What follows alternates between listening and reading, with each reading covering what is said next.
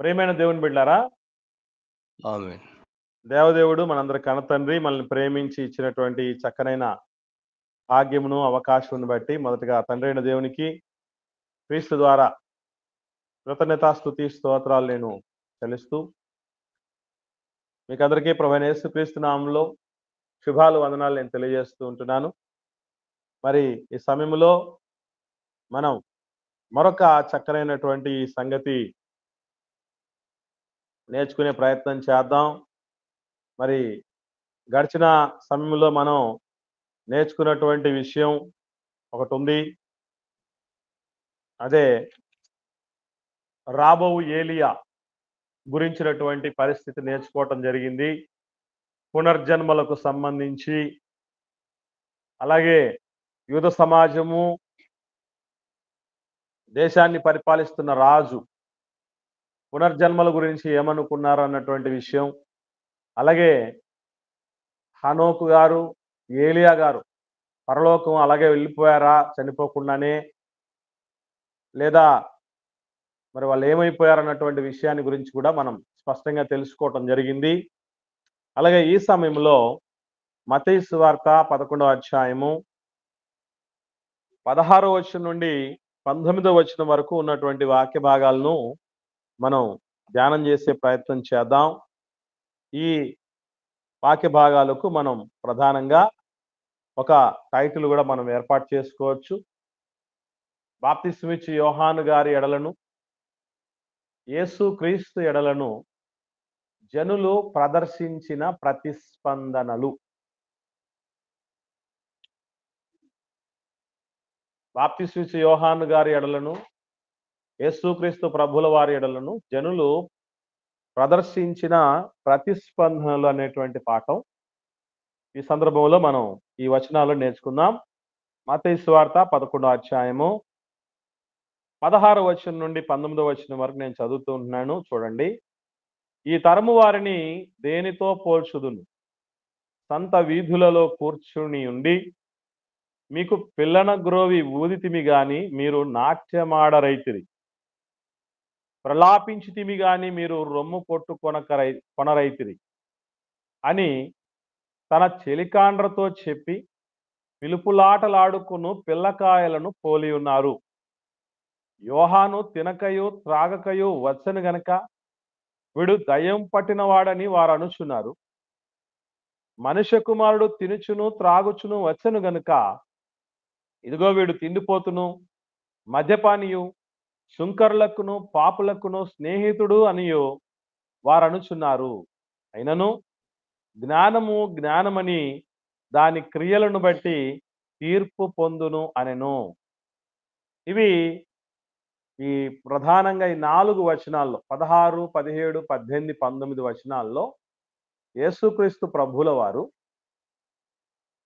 ఆయన జీవించినటువంటి కాలములో ఉన్న తన సమకాలికులు, ఈ తరము వారు అంటే అర్థం ఏంటంటే ఒక ప్రత్యేకమైనటువంటి తరములో జీవించినటువంటి ప్రజలను ఈ తరము వారు అని అంటారు. అంటే మన భాషలో చెప్పాలంటే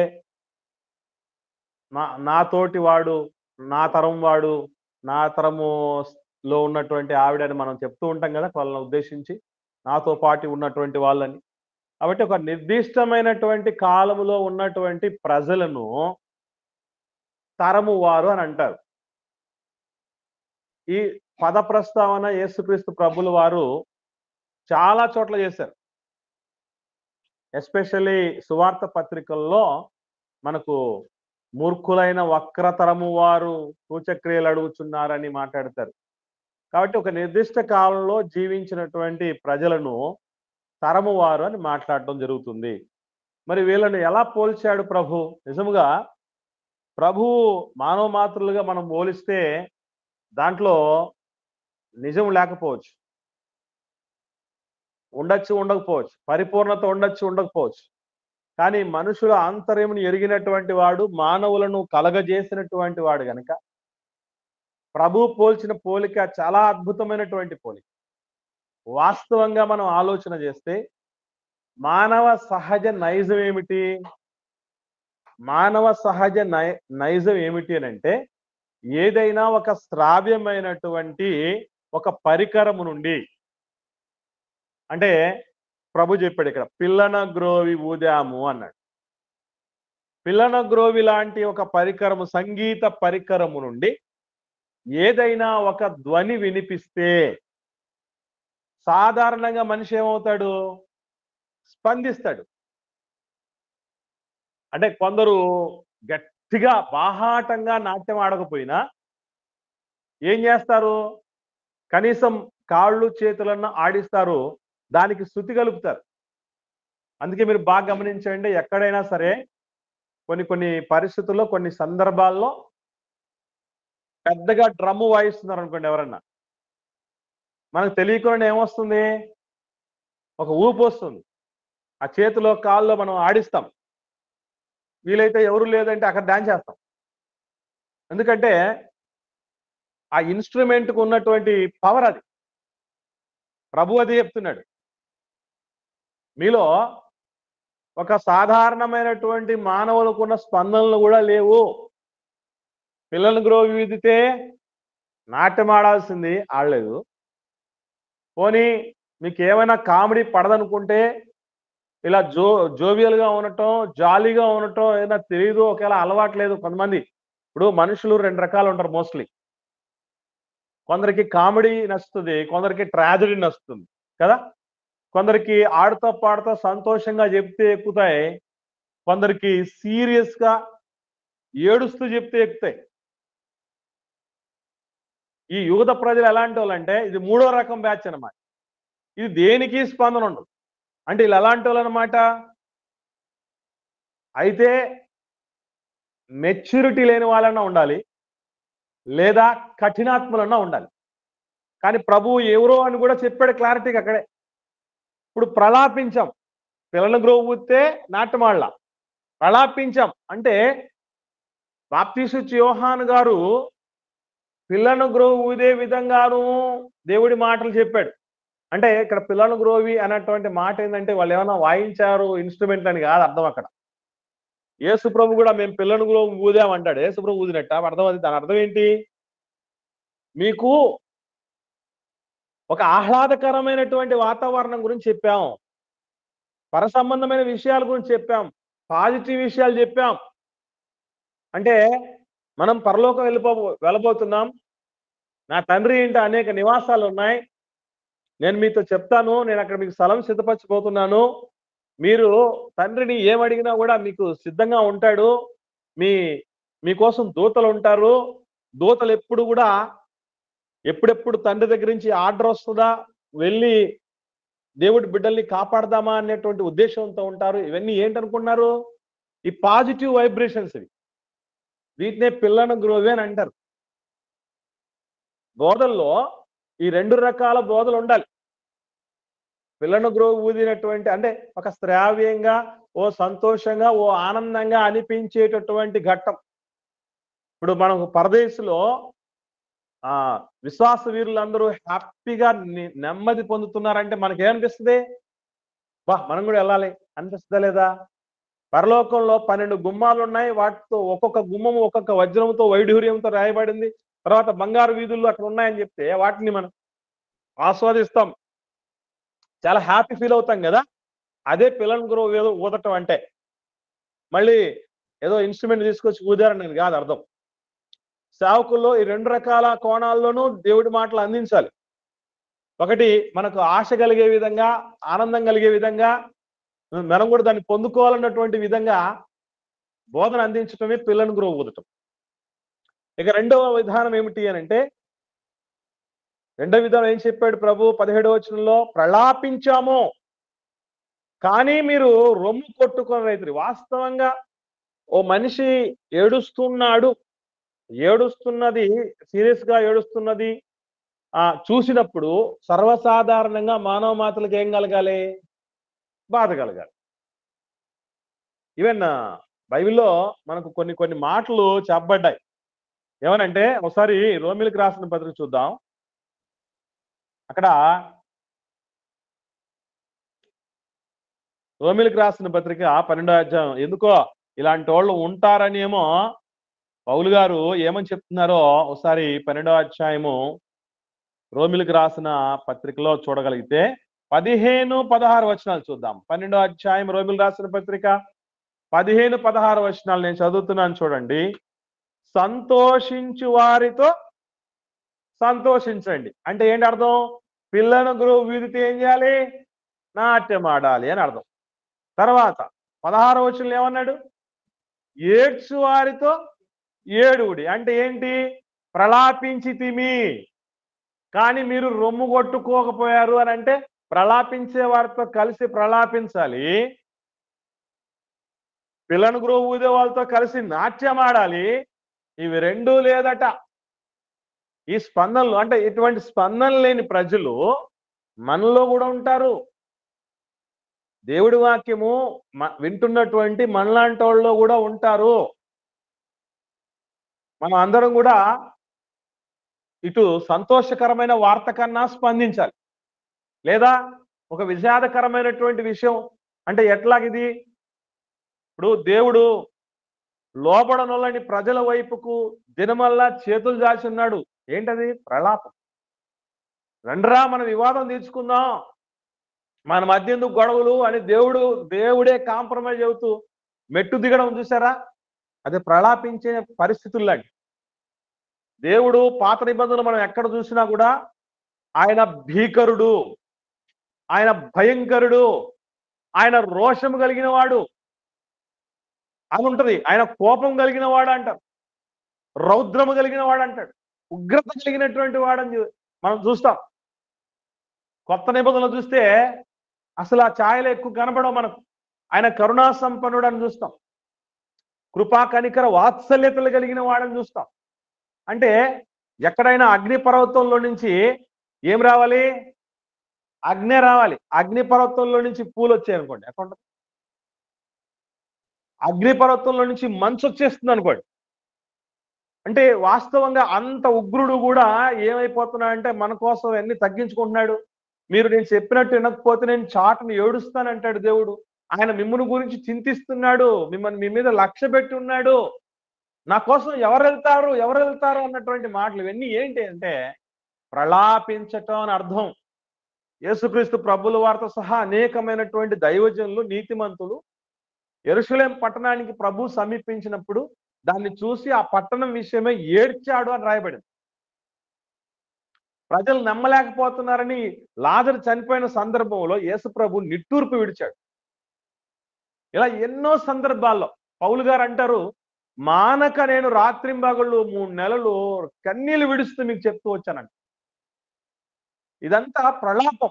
ఇలాంటి ప్రణాపాలు చూస్తే మనం ఏమనగా ఎలా స్పందించాలి? అప్పుడప్పుడు దైవజనులు చాలా బాధగా చెప్తారు, కన్నీళ్ళను ఆపుకుంటూ చెప్తారు దేవుడి మాటల్ని, ఆవేదన అంతా వెలగక్కుతూ ఉంటారు. దాన్ని చూసినప్పుడు మనం ఏం చేయగలగాలంటే, అయ్యో ఇంత పరిస్థితి ఉందా, ఇంత సీరియస్నెస్ ఉందా, ఇంతగా మా మీద ప్రేమ కలిగి ఉన్నారా ఇటు దేవుడైనా దైవజనులైనా పెద్దలైనా అమ్మనాన్నలైనా అనేటువంటి ఆ స్పందనలు రావాలి.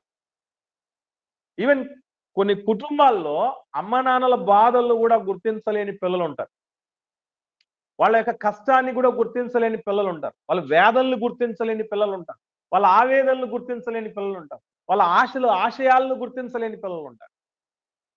ఇలాంటి వాళ్ళు కూడా ఉంటారు. అందుకే చెప్తున్నాడు, మేము ప్రలాపించాం కానీ మీరు రొమ్ము కొట్టుకొనలేదు. ఎందుకు మీరు అలా ఉన్నారంటే, అంటే నా పిల్లను గ్రోవినా స్పందన లేదు, ప్రలాపించినా స్పందన లేదు. అంటే అటు కామెడీ లాంటి అంటే ఒక ఆహ్లాదకరమైన ఒక సంతోషకరమైనటువంటి పరిస్థితికి మీరు స్పందించట్లేదు, ఇటు ఒక సీరియస్నెస్ ఉన్నటువంటి బాధాకరమైన విషయానికి స్పందించట్లా. ఈ రెండింటికి స్పందించలేదంటే మీరు అయితే కఠినాత్ములన్నా ఉండాలి, లేదా ఇంకొక రకమన్నా ఉండాలి. ఆ రకం ఏంటి అని అంటే అదిగో ప్రభు చెప్తున్నాడు 17వ వచనంలో చివరి మాట ఏమని? మీరు పిల్లకాయలు అంటున్నాడు. అంటే మీరు చిన్న పిల్లలే. ఎందులో చిన్నలు? వయసులో కాదు. వయసులో చాలా పెద్దోళ్ళు ఉన్నారు యూద సమాజంలో, ఎంతో వయసు వరకు బతికినటువంటి వాళ్ళు కూడా ఉన్నారు పిల్లరా. కాకపోతే ఇది ఎందులో చిన్న పిల్లలు? చాలా మంది అప్పుడప్పుడు చెప్తూ ఉంటారు, మనలో కొందరిని గురించి ఏమనంటే వయసు పెరిగింది కానీ బుద్ధి పెరగలేదండి అని అంటారు. కాబట్టి వయసు అయితే ఉంది, వయసు ఉన్నంత మాత్రం సరిపోదండి. అంతవరకు ఎందుకు మీరు ఆలోచన చేయండి. బైబిల్లో దేవుడు నాగుపాము, పెద్ద పెద్ద సింహము, తోడేలు, ఎలుగుబంటి ఇవందరూ ఒక్కసాట కూడితే బాలుడు వచ్చి ఏళ్తాడు అని రాయబడింది యెషయా గ్రంథం 11వ అధ్యాయం. ఎవరు అనుకున్నారు బాలుడు అంటే? సేవకుడు బాలుడు. ఈరోజు మన సంఘంలో సహవాసంలో చాలా మంది నాకంటే వయసులో పెద్దోళ్ళు ఉన్నారు. తల్లి వయసు ఉన్నోళ్ళు, తండ్రి వయసు ఉన్నోళ్ళు కూడా ఉన్నారు. కానీ వాళ్ళందరికీ బోధించే స్థితిలో ఎందుకున్నామంటే వయసును బట్టి కాదు. దేనిని బట్టి? ఆధ్యాత్మిక పరిపక్వతను బట్టి, ఆత్మీయ పరిపక్వతను బట్టి. అంటే వీళ్ళకి ఏం లేదనమాట, ఆత్మీయ పరిపక్వత లేదు. అంగట్లో అన్నీ ఉన్నాయి, అల్లు నోట్లో శనుందన్నట్టు బోధించి నేర్పించేటటువంటి మాదిరి చూపించేటటువంటి వాళ్ళు. ఇప్పుడు శాస్త్రులు పరిశీలి అంటే మాదిరి లేని అనుకోండి, వాళ్ళు వేషధారులు అనుకోండి, వాళ్ళు మోసే పీట ముందు కూర్చునేటువంటి అధికారాన్ని కాంక్షించే వాళ్ళే కావచ్చు. వాళ్ళని వదిలిపెట్టారు. బాప్తిస్మ యోహాను గారు కనపడలేదా ప్రజలకి? ఈ పోని యేసు ప్రభు కనపడలేదా?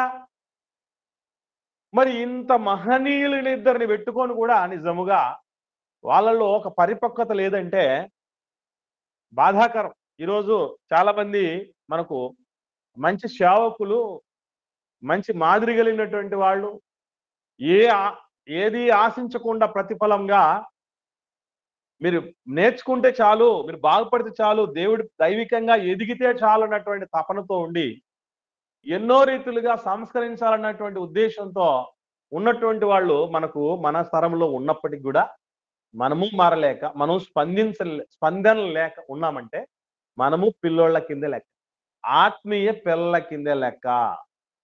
ఇప్పుడు కొందరు ముసలోళ్ళు ఉన్నారనుకోండి, వాళ్ళు ప్రార్థన చేయమంటే ప్రార్థన చేయలేరు, పాట పాడమంటే పాట పాడలేరు, బైబిల్ చదవమంటే బైబిల్ చదవలేరు. కాబట్టి దేవుడి గురించి 4 మాటలు 10 మంది చెప్పమంటే చెప్పలేరు. అంటే వీళ్ళకు ఈ వయసును బట్టి మనం ఆలోచన చేస్తే వయసును బట్టి పెద్దోళ్లే, కానీ దేంట్లో చిన్నోళ్ళు? ఈ బాధ్యతలు చిన్నోళ్ళు. వాళ్ళు ఒక పరిపక్వత కలిగినటువంటి ఆ భారంలో చిన్నోళ్ళు, ఎదుటి వారిని రక్షించాలన్న తపంలో చిన్నోళ్ళు. యూద సమాజం కూడా అలాంటిదే. ఇలాంటి స్పందనలు లేవు సరిగదా, మంచి స్పందనలు లేవు.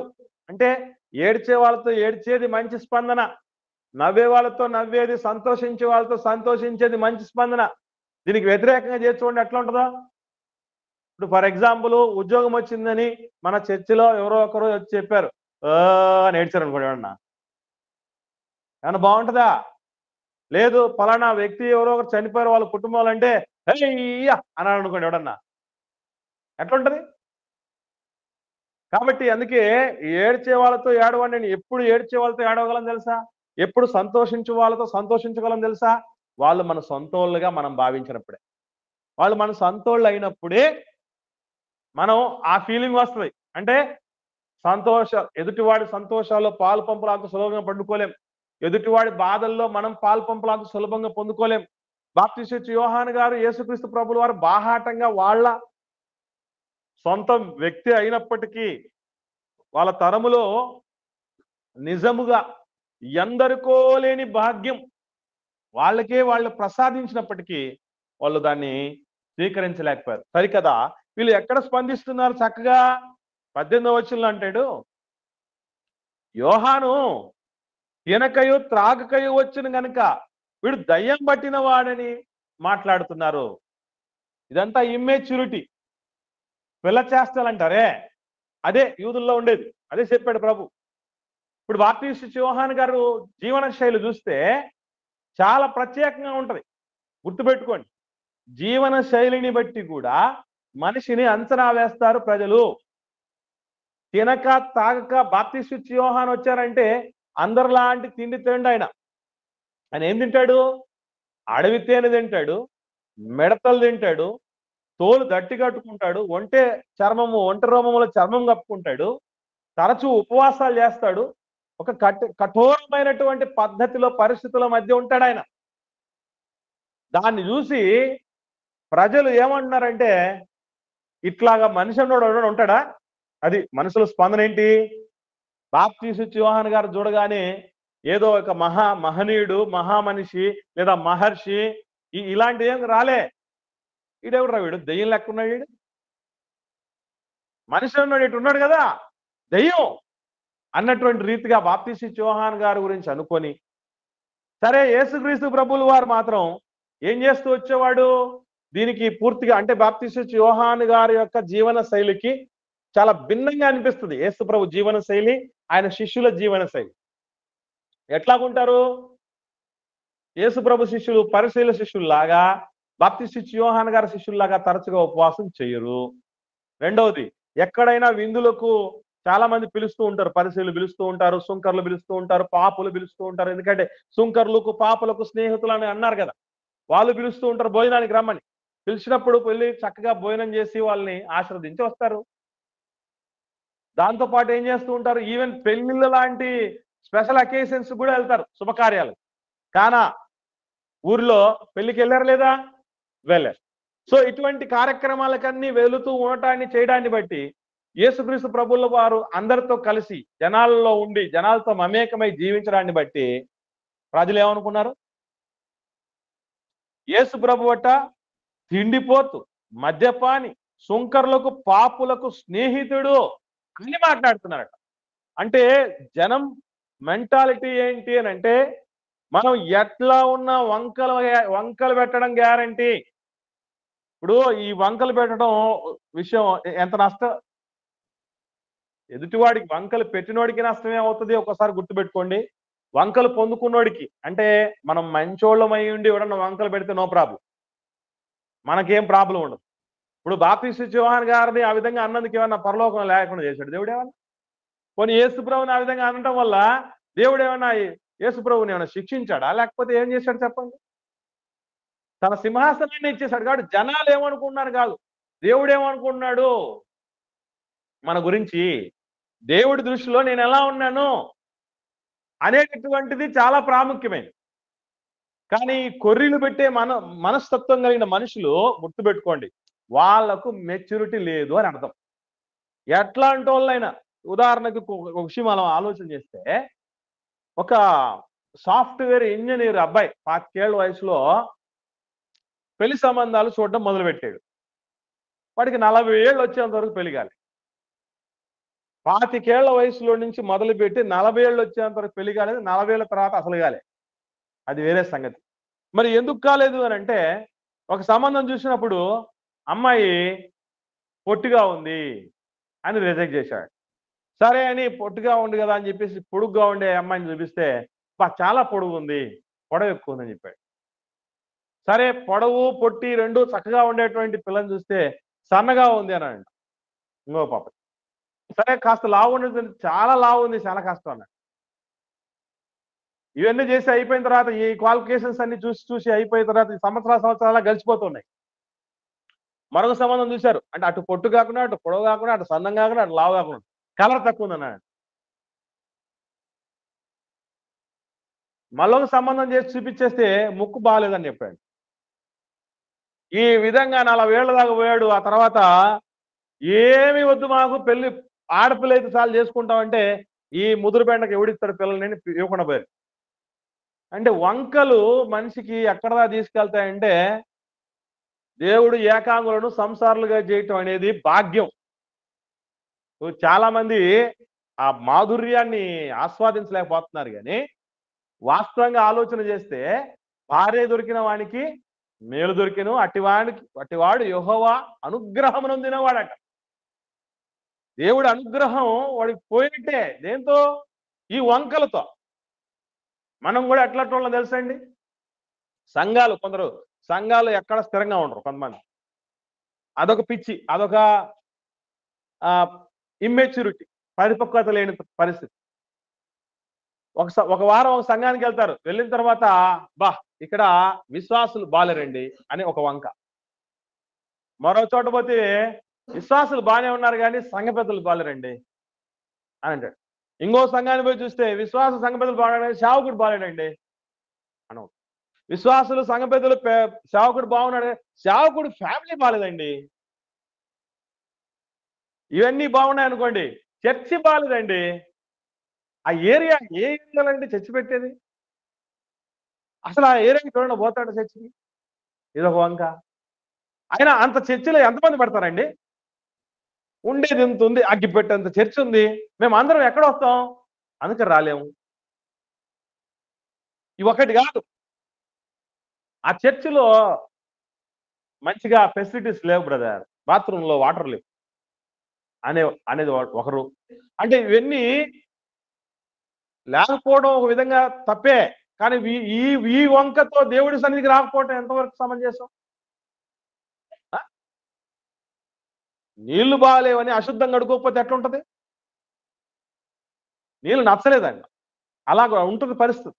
కాబట్టి గుర్తుంచుకోండి పిల్లరా, సమాజంలో ఎప్పుడే గాని ఇప్పుడు ఎవరితో మాట్లాడకుండా ఉన్నారనుకోండి ఒక మనిషి, ఏమంటారండి? ఓ భలే టెక్కు, గర్విష్టి అంటారు. అందరితో మాట్లాడుతున్నాం అనుకోండి, ఈయన లూజ్ మైండ్, డిగ్నిటీ ఎట్లా మెయింటైన్ చేయాలో తెలియదు అంటారా? అనరా? ఆచితూచి ఖర్చు పెట్టారు అనుకోండి, ఏమంటారు? పిసినిగొట్టు. బాగా ధారాళంగా ఖర్చు పెడుతున్నారు అనుకోండి, ఏమంటారు? బాగా ఖర్చు చేసేస్తారు, సుఖపడతాడు బాగానే, అంతా ఎట్టు పెడితే అటు ఖర్చు చేస్తాడు. ఇంక ఎప్పుడండి లోకం?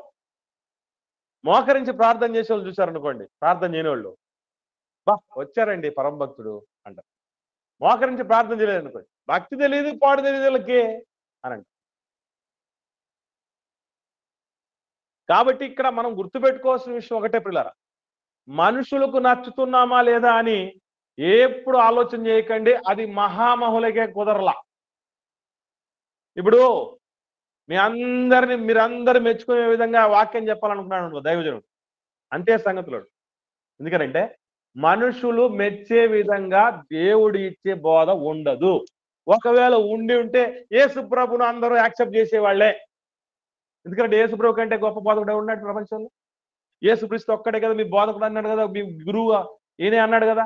మరి యేసు ప్రభుని ఎందుకు అందరూ యాక్సెప్ట్ చేయలేకపోయారు? మరి సొంత శిష్యుడికి ఎందుకు బుర్రకెక్కలేకపోయాయి దేవుడి వాక్యాలు? ఇవన్నీ మనం ఆలోచన చేస్తే అందరినీ గెలుచుకోవాలనే భ్రమలో ఎవరు ఉండకండి. వాళ్ళు అందరిని మెప్పుకోరాలని గుర్తుపెట్టుకోండి. మనుషుల మెప్పు సంపాదించుకుంటే దేవుని మెప్పు పోతుంది. అసలు మనుషుల మెప్పులు కోరుకుంటే మనం క్రీస్తు దాసులమే కాదట. పౌలు గారు మాట్లాడుతూ ఇదే విషయం మనకు తెలియపరుస్తూ ఉంటాడు. ఒకసారి చూద్దాం. గలతీయులకు రాసిన పత్రిక, అపోస్తలుడైన పౌలు గారు గలతీయులకు రాసిన పత్రిక 1వ అధ్యాయం 10వ వచనం చూడండి, ఏమంటున్నారు? ఇప్పుడు నేను మనుష్యుల దయను సంపాదించుకొన చూచుచున్నానా, దేవుని దయను సంపాదించుకొన చూచుచున్నానా? నేను మనుష్యులను సంతోషపెట్ట గోరుచున్నానా? నేను ఇప్పటికీ మనుషులను సంతోషపెట్టు వాడనైతే క్రీస్తు దాసుడను కాకయే పోవుదును అన్నాడు. చూడండి, మనుషుల దయను కోరుకుంటూ ఉంటారు చాలా మంది, మనుషులను సంతోష పెట్టాలనుకుంటారు చాలా మంది. అందుకే ఈ క్రమంలోనే ఏం చేస్తారంటే ఉన్న వాస్తవం చెప్పలేరు. ఎందుకంటే వాళ్ళు హట్ అయిపోతారేమో, వాళ్ళు బాధపడిపోతారేమో, వాళ్ళు దూరం అయిపోతారేమో, వాళ్ళు అపార్థం చేసుకుంటారేమో, ఇదే ఈ ఊగిసలాట్లోనే ఉండిపోయి వాళ్ళు ఇంకా అలాగే ఆ అజ్ఞానంలోనే మగ్గ చేసి ఏదో ఒక రోజులు వాళ్ళు చచ్చిపోతారు. సత్యం తెలియకుండానే వాళ్ళని చంపేసిన వాళ్ళు అవుతాం, గుర్తుపెట్టుకోండి. అందుకే పొరపాటున కూడా అందరి మెప్పు, మానవుల మెప్పు పొందుకోవాలని ఏ పని చెయ్యకండి. అలాగని విచ్చలవిడి అట్టుబడితే అటు ప్రవర్తించకూడదు. అది మనకు వచ్చిన పెద్ద సమస్య ఏంటంటే మనుషులు సంతోష పెట్టకూడదని చెప్పాడు మా బోధకుడు, కాబట్టి మా ఇష్టం అనుకోకూడదు. అక్కడ దేవుడు సంతోషపడుతున్నాడా లేదా అనేటటువంటి విషయం చాలా ప్రాముఖ్యమైనది. నా తండ్రి సంతోషపడుతున్నాడా లేదా, నేను ఈ కార్యం చేసినందుకు దేవుడు ఏమైపోతాడు, దేవుడు ధర్మశాస్త్రం ఏమవుతుంది, లేఖనం ఏమైపోతుంది, నా గురించి రాయబడిన విషయాలు ఏమైపోతాయని ఎంత బాధపడ్డారు నీతిమంతులు యేసు ప్రభువులారంతా. కాబట్టి అందరూ మెచ్చుకోవాలన్నటువంటి అవే లేదు, గుర్తుపెట్టుకోండి, మర్చిపోకండి. ఇది ఈ అక్కడ అంటే బాప్తిస్మిచ్చే యోహాను ఎలాంటి వాడు? స్త్రీలు కన్న వాళ్ళలో గొప్పవాడు, మహనీయుడైన. అంత గొప్ప స్థితిలో ఉన్నటువంటి వ్యక్తిని తప్పు పట్టారు. మరి యేసుప్రభు ఎవరు? ఇక ఏకంగా సృష్టికర్తే వచ్చినా కూడా, అన్ని విషయాల్లో మాదిరి చూపినా కూడా, ఎక్కడే గాని ఒక్క చిన్న రిమార్క్ లేకపోయినా కూడా ఆయన మీద కూడా వంకలు పెట్టినటువంటి వాళ్ళంటే ఇప్పుడు మనం మీరెంత నేనెంత? వాడేదో అన్నాడు, వీళ్ళేదో అన్నారు, వీళ్ళ మెప్పు కోరుకోవాలి, వాళ్ళ మెప్పించాలి, వీళ్ళు ఒప్పించాలి అనుకున్నాం అనుకోండి, తప్పు మీద తప్పు చేస్తాం. మన మీద ఉన్నటువంటి ఆ టార్గెట్ ఏదైతే ఉందో ఈ పరలోక ప్రయాణంలో మనం విజేతలం కాలేం ప్రియులారా. అందుకని లోకం విషయంలో ఎప్పుడు గుర్తుపెట్టుకోండి, ఒకరు అన్నారని బాధపడకూడదు, కించపరిచారని అవమానపరిచారని, ఒకరు పొగిడారని ఓ అని వెళ్ళి మునగ చెట్టు ఎక్కి కూర్చోకూడదు. ఎప్పుడో ఒకసారి దబ్బున పడేస్తారు వాళ్ళే. అందుకే మనుషులు మిమ్మల్ని మెచ్చుకున్నప్పుడు మీకు శ్రమ అన్నాడు ప్రభు. కాబట్టి మహనీయులని వదిలిపెట్టలేదు ప్రపంచం. ఎట్లా ఉన్నా కూడా కోరిలు పెట్టే పరిస్థితులు ఉన్నాయి. ఈవెన్ ఎక్కువ వరకు ఎందుకండి, ఇప్పుడు సభలో ఏర్పాటు చేస్తున్నా మేమే, మా విషయం చెప్తున్నాను అర్థం కావటానికి మీకు క్లారిటీగా. సభలు పెట్టి కానుకలు తీసుకోలేదు, చాలా సంవత్సరాలు కానుకలు తీసుకోకుండానే సభలు ఏర్పాటు చేస్తున్నాం. ఏ పూట కానుకలు ఏర్పాటు చేసి తీసుకునే వాళ్ళం కాదు. చాలా మంది ఏమన్నారు తెలుసా అండి, అది దాన్ని చూసిన తర్వాత, మేమిచ్చే కానుకలు 10, 25, ఈ 100, 200 ఏమవుతాయి మీకు? ఫారిన్ నుంచి లక్షలు వస్తుంటేను, కాబట్టి ఎక్కడి నుంచో వస్తోంది కాబట్టి మేము ఇచ్చేది మీకు అక్కర్లేదులేండి అని మాట్లాడారు. సరే అలాగని కానుకలు పెట్టారు అనుకోండి మీటింగ్లలో, ఓహో ఇందుకోసమే కదా మీరు మీటింగ్ ఏర్పాటు చేస్తే, ఇందుకోసమే కదా మీటింగ్లు ఏర్పాటు చేసింది మీరు, అర్థం అవుతుందిలేండి. అంటే కానుకలు పడితే ఒక గొడవ, పట్టకపోతే ఒక గొడవ. ఏమండి? సో అంత మాత్రమే కాదు, నేనే జాబ్ చేస్తున్నాను, జాబ్ చేస్తూ సేవ చేస్తుంటే కొన్ని మినిస్ట్రీలు వాళ్ళు ఏమంటున్నారంటే, ఆయన దేవుడి మీద ఆధారపడడం లేదండి. దేవుడి మీద ఆధారపడి ఉన్నాడు ఉద్యోగాలు సజ్జగాలు ఎందుకు చేస్తాడు?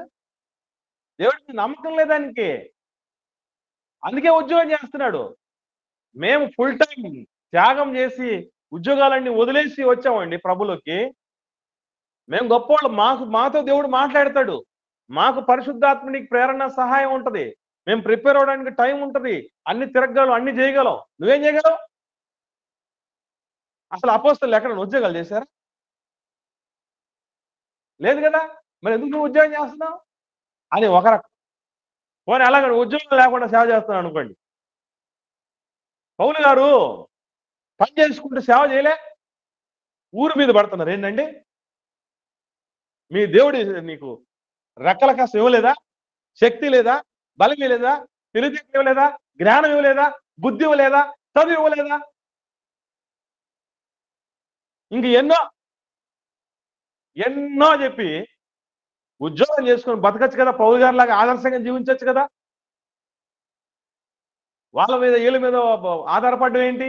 మీరు ఇవ్వండి అని అడుక్కోవటం ఏంటి? ఎక్కడ సాగుడు అడుక్కుంటాడు అసలు?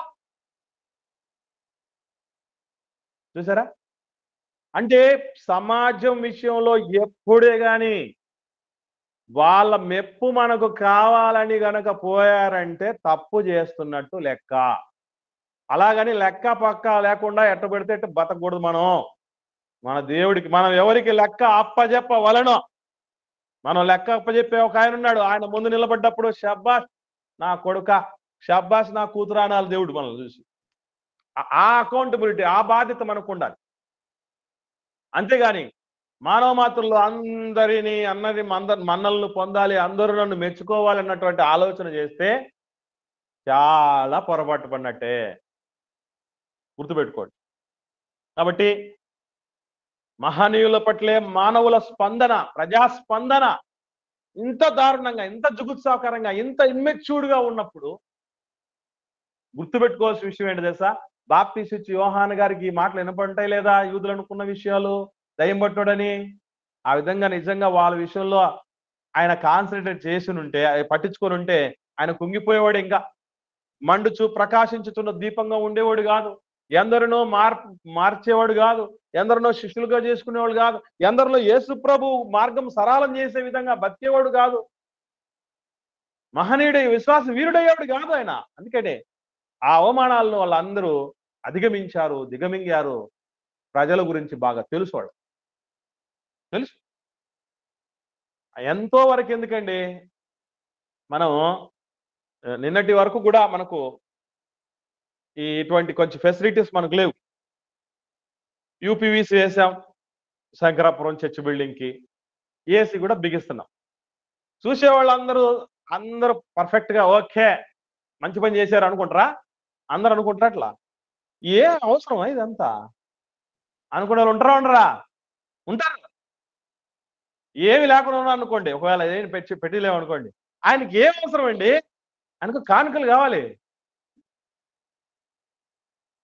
ఆయన వచ్చి చెప్పి వెళ్ళిపోతాడండి. వీడు వచ్చి కూర్చున్న వాళ్ళ సంగతి ఏముందో ఏమో ఆయనకేం తెలుసు?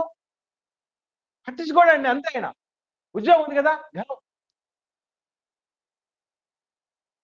ఒకటి కాదు, మానవుల స్పందన అండి. మీరు అనుకుంటారేమో ఇటు ఆన్లైన్లోకి వచ్చే వాళ్ళు ఏమనుకుంటున్నారు, సంఘంలో ఉన్నటువంటి వ్యక్తులు ఏమనుకుంటున్నారు, అన్నీ వద్దన్నా చెవిని పడుతూ ఉంటాయి. ఎందుకు? పెదవి దాటింది పృథివి దాటుతుంది, మర్చిపోకండి. మూడో కంటికి తెలియకూడదు, నాలుగో కాలుకు తెలియకూడదు, ఐదో కన్నుకు తెలియకూడదు. ఇవన్నీ కాదు. ప్రభు చెప్పిన మాట ఏంటంటే రహస్యమైనది ఏది దాచబడకుండా పోదు. చాలా మంది చెప్తూ ఉంటారు, అన్న చాలా మంది ఇట్లా రకరకాలు అనుకుంటున్నారు, మీకు చెప్తే బాధపడతారేమని మేము చెప్పలేదంటే నేనే చెప్తా వాళ్ళతో. ఏమనంటే తెలుసా, వాళ్ళు ఏమన్నారో ఎవరన్నారో కూడా చెప్తా, చూసుకో బాబు అని చెప్తా. ఎందుకంటే వచ్చేసి ఉంటాయి ఎప్పుడే ఇన్ఫర్మేషన్. అలాగని నాకు గూఢచారులు ఎవరు లేరండి, నమస్కారం. మాకు అలాంటి వాళ్ళు ఎవరు లేరు. గూఢచారులే ఉండకర్లా, బయటకు వచ్చిందా, నోట్లో నుంచి మాట బయటకు వచ్చిందంటే అయిపోయింది, ఇక వెళ్ళిపోద్ది. మనుషులకు మించిన ప్రచారకర్తలు మరొకరు లేరు. ఎస్పెషల్లీ చెడు గురించి, చెడు వార్త, అదే నిజం గడప దాటే కొద్దీ అబద్ధం ఊరల్లా తిరుక్కొని వచ్చేస్తుందట. కాబట్టి ఇప్పుడు ఇదంతా అబద్ధాలే. బాప్తిస్మ యోహాను గారి గురించి నిజమా మాట్లాడిన వాళ్ళు? సత్యం మాట్లాడారు వాళ్ళు? యేసుప్రభు గురించి సత్యం మాట్లాడారు వాళ్ళు? చెప్పండి, కాదు కదా. కాబట్టి ప్రియులారా, దయచేసి గుర్తుపెట్టుకోండి, ఆ యేసుప్రభుల వారు ఊరికే చెప్పాలి, మనుషుల గురించి జాగ్రత్త అంటాడు, మనుషుల గురించి జాగ్రత్త అంటాడు. ఏదో ఈరోజు పొగుడుతున్నారంటే మనల్ని అబ్బబ్బబ్బో ఇలా అందరూ నావాలనుకుంటాం. కాస్త చిన్న తేడా వచ్చిందానికి అభిప్రాయ భేదం వచ్చిందనుకోండి, మనోడు మనం అనుకున్నాము, మంచోడు అనుకున్నాం, అమ్మో ముంచోడు, అమ్మో కడిగుడ్డుతో గుందుకోసాడు అని చెప్తారు. ఎన్ని కనుక గుర్తుపెట్టుకోండి పిల్లరా, మనుషుల్ని సంతోష పెట్టాలని పొరపాటు కూడా అనుకోకండి. మనుషులందరినీ ప్రభువు చెప్పిన మాట, పరిశుద్ధాత్మ ప్రేరేపణతో పేతురు గారి ద్వారా చెప్పిన మాట ఏంటంటే, మీరు మూర్ఖులకు ఈ తరము నుండి అన్న దగ్గర ఫుట్ నోట్లు ఏముంటా తెలుసా? ఒకసారి చూద్దాం. అపోస్తలుల కార్యములు 2వ అధ్యాయము 40వ వచనం చూడండి. అపోస్తలుల కార్యములు 2వ అధ్యాయం 40వ వచనం. మీరు ఉందా మాట అది? మూర్ఖులకు వక్ర జనము నుండి వేరై రక్షణ పొందండి అన్న దగ్గర వంకరైన అన్నాడు. ఉందా ఫుట్ నోట్లో? వంకరైన. వంకరైన అంటే అర్థం ఏంటి? వంకర అనగానే మనకి ఏం గుర్తు రావాలి? కుక్క తోక వంకర. ఒకసారి కుక్క తోక చక్కగా చేద్దాం అని చెప్పేసి పుత్తూరుకు తీసుకెళ్ళాడట ఒక మంచి కుక్కని. తీసుకెళ్లి పుత్తూరు కట్టుకట్టాడట, చక్కగా తీసుకొచ్చి తోక 3 నెలలు పెట్టాడట. అట్లానే ఆ దెబ్బలన్నీ వేసేసి కట్టేసి పుత్తూరు కట్టేసి చక్కగా వస్తుందేమని చూద్దామని దెబ్బలు తీసేసిన వెంటనే మళ్ళీ సర్రన వంకర వెళ్ళిపోయిందండి. మానవుల పరిస్థితి కూడా అదే. కాబట్టి మనం అలాగనే మిగతా వాళ్ళే, మనం కూడా మానవులమే, గుర్తుపెట్టుకోండి. మనం కూడా అట్టేటోళ్ళమే. 10 మందికి 10 వంకరలు పెట్టేవాళ్ళమే. 10 మంది మనకు వంకరలు పెడతారని మనం అనుకుంటాం. మనం కూడా ఏం తక్కువ వాళ్ళం ఏం కాదు. వీడట్టా వాడట్లా, వీళ్ళిట్లా ఆమెట్లా ఈమెట్లా, ఇదే జీవితం తప్ప నా పరిస్థితి ఏంటి, నా జీవితం ఏంటి, నాకు దేవుడిచ్చిన కాలం ఏంటి, దీంట్లో ఎంత అయిపో చేసుకున్నాను, ఎంత మిగులుంది, దీన్ని ఎలా నేను సద్వినియోగపరచుకోవాలి, ఎంత నేర్చుకోవాల్సి ఉంది, ఎంత పాటించాల్సి ఉంది, ఎంత వదిలేయాల్సి ఉంది, ఎంత మార్చుకోవాల్సి ఉందని ఏం ఆలోచన చేయం మనం. ఇలా ఎదుటోళ్ళ గురించి ఆలోచన చేయటంలోనే ఉన్న జీవితం అంతా నాశనం చేస్తుంది. అందుకే ప్రభుల వారు మాటలు ఇలాన్నీ కూడా మనకు ఎంతో జీవదాయకమైనవి. మానవుల గురించి మానవులు, మన గురించి మనం ఎంతో జాగ్రత్త వహించి మన విశ్వాస యాత్రలో భయముతో వణుకుతోనూ ముందుకు సాగింపజేసుకోవాల్సిన ఆవశ్యకత ఉంది. విషయాలన్నీ గుర్తెరిగి తగు రీతిగా మసులుకోవాలని ప్రేమతో నేను మనవి చేస్తూ ఈ నా మాటలు ముగిస్తున్నాను. ఎవరికైనా ఏవైనా సందేహాలుంటే ఈ పాఠం గురించి దయచేసి తెలియపరచండి.